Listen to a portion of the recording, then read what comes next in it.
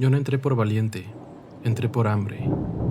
En mi pueblo, cuando te quedas sin trabajo, no hay muchas puertas que tocar. Cuando escuchas que andan ocupando chavos para vigilar, pues entiendes rápido qué significa. No te lo dicen directo, pero tampoco hace falta. Todos sabemos quién manda cuando cae la noche. A mí me dijeron que era nomás estar al tiro, avisar si entraba una patrulla, si pasaba un carro que no conocíamos, si se veía gente extraña. Nada más. Tú no te metes en nada, me dijeron. La primera noche me dieron un radio viejo, un celular sin chip y un punto fijo. La esquina de una tienda que ya tenía varios años cerrada. Frente a mí, cruzando la calle, estaba una casa abandonada, de esas que ya nadie recuerda cuándo quedó vacía, pero que todos evitan mirar de frente. Llegué antes de las 11. La calle estaba muerta. Ni perros, ni música, ni voces. Solo el zumbido de un poste de luz que parpadeaba como si se fuera a apagar en cualquier momento. A los 20 minutos, el radio sonó. Punto 7, reporta. La voz era seca, sin emoción. No era la primera vez que la escuchaba, pero esa noche sonó diferente, más cercana. Aquí sin novedad, respondí. Pensé que eso era todo, hasta que volvió a sonar. No, reporta lo que ves. Tragué saliva. La calle vacía, la tienda cerrada, todo normal. Otra pausa, esta vez más larga. ¿Y la casa? Miré la casa abandonada. La conocía desde niño. Puerta cubierta con tablas, ventanas rotas, maleza creciendo alrededor. Nadie había entrado ahí en años. Está cerrada, dije. Describe adentro. Me reí nervioso. No se puede ver adentro. El radio hizo un ruido extraño, como si alguien respirara muy cerca del micrófono. Claro que sí puedes. Acércate. Sentí un escalofrío recorrerme la espalda. No quería, pero tampoco podía negarme. En ese trabajo, decir que no era peor que correr. Caminé despacio hacia la casa. El aire se sentía pesado, espeso, como si costara trabajo respirar. Me acerqué a la puerta y miré por una rendija entre las tablas. Primero vi luces. Pensé que eran veladoras, muchas, pero no parpadeaban normal. Eran puntos de luz blanca, fría, alineados en el suelo. Me acerqué un poco más y entonces lo entendí.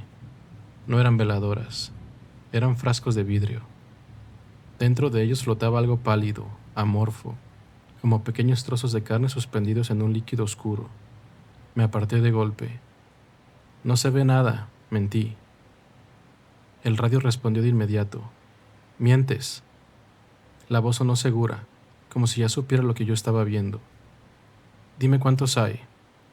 Sentí que el corazón se me iba a salir del pecho. No sé. Cuéntalos, me dijeron. Volví a mirar, temblando. Los frascos parecían no terminar nunca. Docenas, quizá más. Y entonces escuché un sonido desde adentro. Un quejido débil. Ayúdame. Me congelé. Esa voz era mía. Eso no soy yo, dije en voz alta sin pensar. El radio se activó solo. Claro que eres tú. Tú ya entraste. Sentí pánico. Miré al suelo por reflejo. Y fue ahí cuando entendí todo. Bajo la luz del poste, los objetos proyectaban sombra. El bote de basura, el poste, las tablas. Yo no. No tenía sombra. Desde la casa abandonada se escucharon 3 golpes lentos, como si alguien contara. Punto 7, dijo la voz. Te vas a quedar ahí hasta que amanezca. Quise correr. No pude. Las piernas no me respondían. Desde adentro de la casa la voz volvió a susurrar. Ayúdame. Y seguía siendo la mía. Recé. No sé a quién, solo recé. Cuando amaneció, la calle volvió a la vida. El radio se quedó en silencio. Me acerqué a la casa. Seguía cerrada, vacía. Pero en el suelo, justo donde yo estuve parado toda la noche, había una mancha negra, como si algo se hubiera derretido. Una mancha con forma de sombra. Mi sombra. Nunca volví a ese trabajo. Pero a veces, Cuando paso por calles solas de noche, siento que alguien me observa, como si todavía me estuvieran vigilando. Recuerda suscribirte al canal para escuchar más historias como esta. Continuamos. Yo nunca quise saber para qué era el trabajo, y ese fue mi peor error. Me buscaron porque yo sabía manejar maquinaria pesada, retroexcavadora, bulldozer, lo que fuera. Desde morro trabajé en obra, en drenajes, en fraccionamientos. La tierra no me daba miedo, o eso creía. El tipo que me contactó no dio muchos detalles, solo dijo, trabajo nocturno, pago en efectivo y sin preguntas. Acepté porque el dinero hacía falta y porque en esos lugares aprender a decir que no puede costarte más caro que cualquier riesgo. Me citaron en un camino de terracería, lejos del pueblo.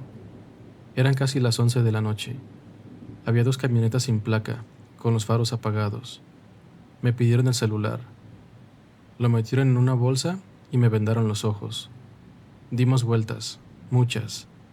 Perdí toda noción del camino. Cuando me quitaron la venda, ya estábamos en el monte. No había luces de ciudad, ni casas, ni nada. Solo árboles, silencio y mi máquina, estacionada como si siempre hubiera estado ahí. Ahí vas a trabajar, dijo el que parecía mandar. 2 metros, parejo, sin romper nada. No entendí esa última parte. Encendí la máquina. El sonido del motor rompió el silencio, pero aún así el lugar se sentía muerto. Metí la cuchara en la tierra y empecé a cavar. A los pocos minutos, el retroexcavadora golpeó algo blando. No sonó a piedra, no sonó a raíz. Sonó hueco. Frené en seco. «Hay algo aquí», grité. Nadie se sorprendió. «Sigue», ordenaron. Bajé de la máquina con una pala. Empecé a quitar tierra con cuidado. Lo primero que apareció fue un pedazo de tela. Luego cabello, negro, enredado, lleno de tierra. Sentí náuseas. «Aquí hay alguien», dije con la voz quebrada. «Ya lo sabemos», respondió uno, sin mirarme. Y entonces entendí. No era uno. Eran varios cuerpos apilados, algunos más viejos que otros, algunos apenas cubiertos. El aire empezó a cambiar. No olía solo a muerte, olía a humedad vieja, a encierro. Mientras sacábamos tierra, empecé a notar algo extraño. El suelo estaba flojo, como si yo hubiera sido removido antes, como si la tierra recordara. En la segunda fosa, vi algo que me heló la sangre. Una credencial. La limpié con la manga, temblando. Reconocí el nombre antes de ver la foto. Era mi primo, desaparecido hace algunos meses. Sentí que el mundo se me venía encima. «No», susurré. Uno de los hombres se me acercó y me habló al oído. «Si ya reconociste a alguien, ya es tarde». Quise largarme, quise gritar, pero el medio me clavó al suelo. Seguimos cavando. En la tercera fosa pasó algo peor. Cuando quitamos la tierra, escuché un sonido. No era viento, no era animal. Era un raspado, desde abajo. Los dedos de una mano emergieron lentamente, arañando la tierra como si buscaran aire. «No me tapes», susurró una voz ahogada. Retrocedí de golpe. Sentí que me iba a desmayar. «Está vivo», dije. «Ya no por mucho», respondió el jefe. Ordenó echar cal. Cuando la cal cayó, la mano se agitó con desesperación. El hoyo empezó a sonar como un ataúd golpeado desde adentro. Yo estaba parado arriba, mirando, sin poder moverme, entendiendo que en ese lugar no solo estaba enterrando cuerpos, estaba enterrando destinos. Terminamos al amanecer. Me vendaron los ojos de nuevo y me dejaron cerca del pueblo. Me pagaron, mucho. No dormí en días. Una semana después quise regresar. Quise encontrar el lugar. Pensé que tal vez podría hacer algo. El camino no existía. Donde antes estaba la brecha, solo había monte cerrado. Ni huellas, ni marcas, nada. Esa noche recibí un mensaje de un número desconocido. Esa fosa no aparece en el mapa. Debajo, otro mensaje. Pero tú ya sabes dónde está. Desde entonces, cada vez que cierro los ojos, escucho uñas rascando la tierra, pidiéndome que no los tape. Yo siempre dije que solo era mecánico. No chofer, no halcón, no sicario. Mecánico. Pero en ciertos lugares de México eso no importa. Si arreglas lo que ellos usan, ya formas parte, aunque no quieras. Aunque solo bajes la cabeza y hagas tu trabajo. Mi taller estaba a orilla del pueblo, junto a una refaccionaria vieja. Llegaban camionetas golpeadas, llenas de tierra, con impactos de bala. Yo no preguntaba, cambiaba piezas, cobraba y seguía. Así sobreviví, hasta que empezaron a regresar limpias. La primera fue una pick-up blanca, impecable, demasiado. No tenía polvo, ni rayones, ni olor a monte. Olía a cloro, como hospital recién trapeado. Nomás revisa el motor, me dijo el chofer. Abrí el cofre. Todo estaba en orden. Pero cuando metí la mano para revisar una manguera, sentí algo pegajoso. No era aceite, era espeso. Me limpié en el pantalón y seguí fingiendo calma. Esa noche no dormí bien. Al día siguiente llegó otra. Una SUV negra, polarizada, igual de limpia, igual de silenciosa. Cuando me agaché para revisar la suspensión, vi algo torado entre el chasis y la defensa. Un mechón de cabello largo, enredado, como si alguien lo hubiera sido arrastrado. Se me cerró la garganta. Lo quité rápido, sin que nadie me viera. Apúrate, dijo el chofer. No nos gusta esperar. Seguí trabajando, pero sentía que el carro me observaba. Al revisar el asiento trasero, noté algo raro. El cojín estaba hundido, como si alguien hubiera estado sentado ahí durante horas. El cinturón de seguridad estaba abrochado. Me incliné para desabrocharlo y vi las marcas. Uñas rotas, raspadas contra el plástico, como si alguien hubiera intentado soltarse desesperadamente. Escuché un golpe. Venía de dentro del vehículo. Me quedé quieto. Y después otro golpe, suave, rítmico, como alguien pidiendo ayuda. ¿Escuchaste algo?, preguntó el chofer. No, obviamente mentí. Abrí la puerta trasera. No había nadie. Pero el aire estaba caliente, pesado. Cerré la puerta de golpe. Esa noche soñé con camionetas avanzando solas por la carretera, con gente golpeando desde adentro del metal.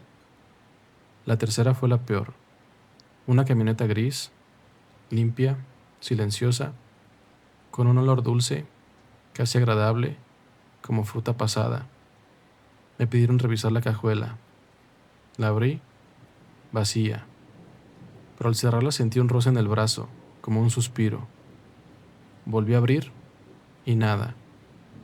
La tercera vez que la abrí, vi algo que antes no estaba. Marcas de dedos en la tapa interior, empujando desde adentro. Marcas negras, como si alguien hubiera estado atrapado ahí hace mucho tiempo. En una esquina había rayas hechas con uñas. Un conteo. 1, 2, 3. Llegaba hasta el 17.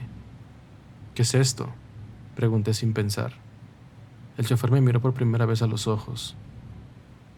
El tiempo, dijo. Aquí adentro nadie sabe si es de día o de noche. Sentí náuseas. Cerré la cajuela. Ya quedó lista, dije. El chofer sonrió sin alegría. Esa misma madrugada cerré el taller. Dejé herramientas, piezas, todo. Me fui del pueblo sin despedirme. Años después, ya en otra ciudad, manejaba de noche por carretera. Vi una camioneta gris adelantándome despacio, polarizada, limpia. Se puso a mi lado. Desde el asiento trasero, alguien golpeó el vidrio. Una vez, 2 veces, 3 veces. Yo aceleré, pero en el espejo retrovisor juraría que vi el cinturón trasero abrochado y el asiento hundido, como en aquella camioneta. Yo nunca fui creyente, no de verdad.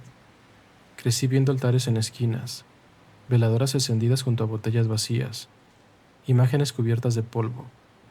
Siempre pensé que esa era cosa de otros, gente desesperada, gente con miedo. Hasta que me tocó quedarme en esa casa. No era mía, yo solo la cuidaba. Barría, hacía mandados, vigilaba que nadie se acercara de más. Era invisible. Y eso, en ciertos lugares, es lo mejor que puede ser. La casa estaba en una colonia vieja, de esas donde las luces fallan y nadie pregunta nada. Por dentro era fría, aunque hiciera calor afuera. Siempre había un silencio raro, como si las paredes escucharan. En la sala había un altar. No era la Santa Muerte como la conocía. No tenía guadaña ni rostro. Era una figura de mujer cubierta con un velo oscuro. Donde debía estar la cara, solo había sombra.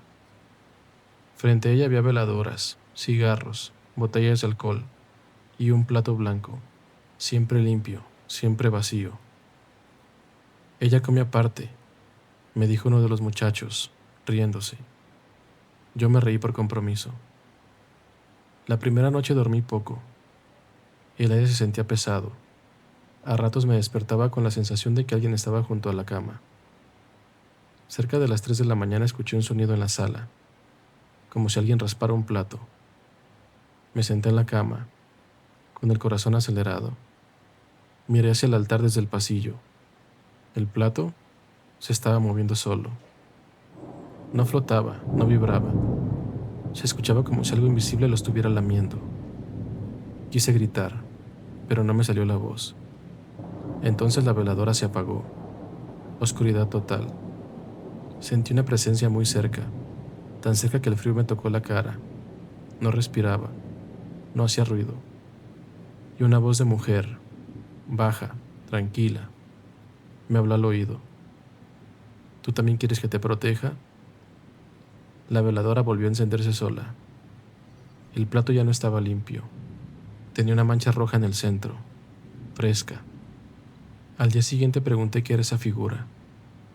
Un hombre viejo, de los que no hablan de más, me dijo sin verme. Esa no protege gratis. Esa noche uno de los muchachos llegó herido. Tenía la mano envuelta en una venda empapada. Se acercó al altar, destapó la herida y dejó caer gotas de sangre en el plato. La casa se calentó. No es metáfora. El aire cambió, como si alguien hubiera cerrado puertas invisibles. Desde entonces empecé a soñar con ella. Soñaba que caminaba por pasillos largos, arrastrando el velo. Se detenía frente a una puerta y decía, «Dame un nombre». Yo despertaba empapado en sudor. La tercera noche no fue un sueño. Estaba despierto cuando escuché su voz. «Dame un nombre, y te escondo». Miré el altar. El plato estaba vacío otra vez, esperando. Entendí el trato. No era fe, era intercambio. Negué con la cabeza. El silencio cayó como una losa. La figura se movió. No caminó, solo se deslizó un poco. Su vuelo rozó el piso hasta quedar frente a mí. Sentí frío en el pecho, como si algo me mirara desde muy cerca. A la mañana siguiente, uno de los muchachos no volvió. Nadie preguntó por él, nadie lo buscó. Solo dijeron, se fue. Pero yo vi el altar. En el plato había una gota de sangre y una uña. Me fui de esa casa esa misma noche. No avisé, no regresé. Pero a veces, cuando estoy solo en mi cocina, escucho un sonido suave, como dientes raspando un plato vacío, esperando. Seguimos con más. Durante casi 10 años fui sicario, no por gusto, no por valentía, sino porque en este negocio, cuando entras, ya no hay salida. Al principio uno se convence de que solo cumple órdenes, de que no conoce a las personas, solo son objetivos. Así es como sobrevives, dejando de pensar. Yo nunca tuve problemas para dormir, nunca, ni después de mi primer encargo. Todo cambió una noche en Reynosa. El trabajo fue rápido, limpio y silencioso. Un hombre solo, en una casa pequeña, nada fuera de lo normal. Esa noche, cuando llegué al cuarto donde dormía, un lugar rentado que cambiábamos cada semana, me acosté como siempre y cerré los ojos. Y entonces sentí algo. No era un ruido, no era un sueño. Era la sensación de que alguien estaba ahí. Abrí los ojos y lo vi. Estaba de pie, al lado de la cama. Era el hombre que había matado hace horas. No sangraba, no gritaba, solo me miraba. Tenía los ojos abiertos, demasiado abiertos, como si todavía no entendieran que estaba muerto. Me senté de golpe, apuntando con la pistola. No había nadie. Pensé que era el cansancio, el estrés, así que seguí trabajando. Pero la siguiente noche pasó otra vez, y la siguiente. Siempre el último. Cada persona que mataba se me apareció esa misma noche. Nunca me hablaban, nunca se movían, solo estaban ahí, observándome como si esperaran algo. Entonces empecé a fallar. En un trabajo, dudé un segundo de más. En otro, me tembló la mano. Y en otro no pude disparar. Eso en este mundo es imperdonable. Mis compañeros comenzaron a notarlo. ¿Qué traes?, me dijeron. Andas mal. No les conté, porque nadie quiere escuchar que un sicario tiene miedo. Una madrugada desperté empapado en sudor. Sentí la respiración pesada, como si alguien respirara encima de mí. No era uno, eran tres.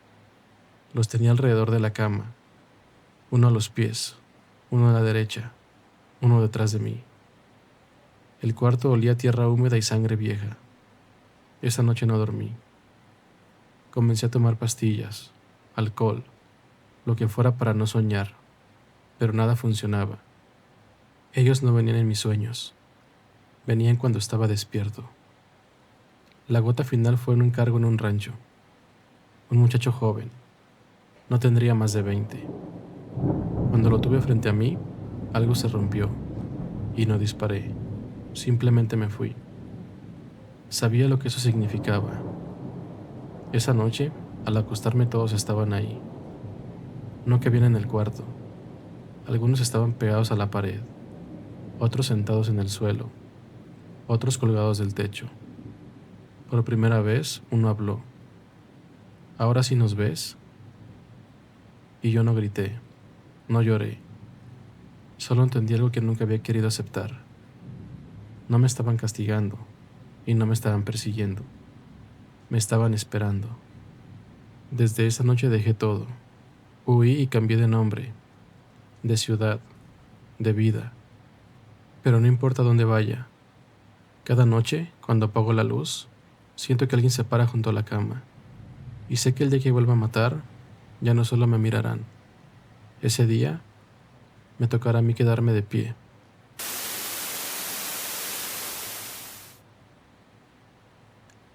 Nadie la llamaba por su nombre real. Entre nosotros solo era la casa del fondo.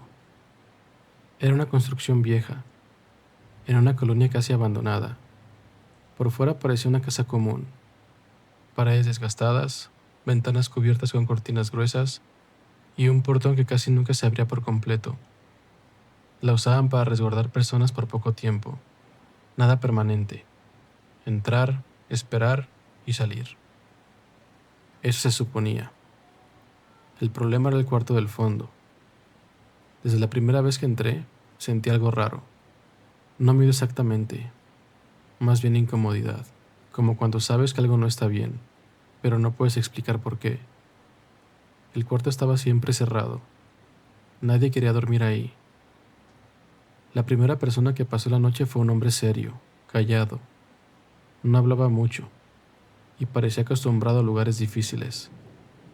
Se quedó en ese cuarto porque no había otro espacio. A la mañana siguiente, lo encontramos sentado en el suelo. Estaba llorando. No estaba gritando y no se movía. Solo repetía en voz baja: ya no quiero estar aquí. Pensamos que era el estrés. Lo sacaron ese mismo día. pero no fue el único.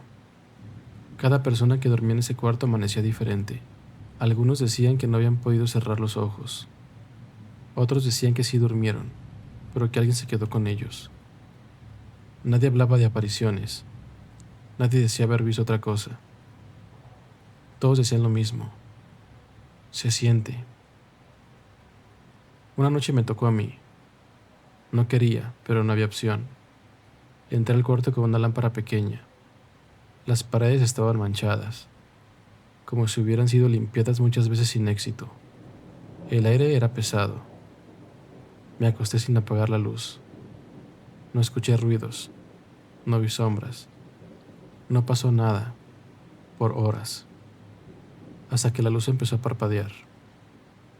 No se apagó del todo, solo bajó la intensidad. Y entonces sentí presión en el pecho. No era que me faltara el aire, era como si alguien estuviera muy cerca, demasiado cerca. Cerré los ojos un solo segundo y escuché una respiración que no era mía. No venía de ningún lado en específico, venía de todo el cuarto. Me levanté de golpe. La lámpara volvió a iluminar normal, pero no había nadie. No dormí el resto de la noche. A la mañana siguiente entendí por qué algunos pedían que lo sacaran de ahí a cualquier costo. No porque los hubieran lastimado, sino porque algo les hablaba sin palabras. Te hacía recordar cosas, errores, culpa. No era violencia, era algo peor. Con el tiempo, el cuarto quedó vacío. Nadie volvió a usarlo. La casa se abandonó. Meses después regresé por curiosidad. El portón estaba abierto. El cuarto del fondo seguía ahí. Y la diferencia es que ahora había marcas en el suelo, como si alguien hubiera estado de pie durante mucho tiempo, esperando.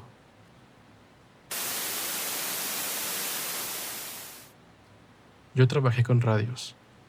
Eso es todo lo que voy a decir. No le quedaba órdenes ni que salía a la calle. Yo grababa, archivaba, ponía fecha y hora. Guardaba voces como si fueran papeles de oficina. En ese mundo, el que guarda información vive con la idea de que algún día puede necesitarla. Por eso me llevé la memoria. Una USB vieja, negra, sin marca. Nadie se dio cuenta. Pensé que era una póliza de seguro. Nunca la usé. Nunca la conecté. La guardé años, como quien guarda una bala por si acaso. Hasta que una noche cometí el error. Ya vivía lejos, en otra ciudad. Tenía otra vida. Me dije que ya no pasaba nada, que solo eran audios viejos. Conecté la USB. Había carpetas con nombres que daban escalofríos. Ruta, cobro, limpieza. Abrí uno al azar. Se escuchaba estática y luego una voz firme. La voz decía: a las 2:10 entran por la brecha, sin errores. Abrí otro. Si grita, tápale la boca. Escuché en el audio. Sentí náuseas. Apagué la laptop, me fui por agua y me lavé la cara. Me prometí no volver a abrir nada. Esa madrugada mi celular se encendió solo. No había llamada, no había notificación. Se reprodujo un audio. Era un audio de la USB. ¿Me copias? La voz sonó tan cerca que me senté de golpe. Apagué el celular. En la calle, un radio viejo de un vecino soltó estática. Y luego la misma frase. ¿Me copias? El aire del cuarto se volvió pesado. Volví a la laptop. Con manos temblorosas revisé los archivos. Las fechas no coincidían. Había audios con fecha del día siguiente, es decir, del futuro. Abrí uno más. La voz del jefe volvió a sonar. Confirmado, mañana, a las 2:10. Mi estómago se cerró. Seguí bajando, hasta ver un archivo con mi nombre. Lo abrí. Primero escuché respiración agitada, luego forcejeos, y entonces escuché mi voz llorando. No, por favor, Tiré la silla hacia atrás y cerré la laptop de golpe. El audio siguió, desde adentro, como si la computadora fuera una caja con algo vivo atrapado. Ya lo escuchaste, dijo otra voz. Ya es tuyo. Mi celular vibró. Mensaje sin remitente. No destruyas lo que ya está grabado. Después otro mensaje. Solo escucha. Abrí la laptop. El audio continuó.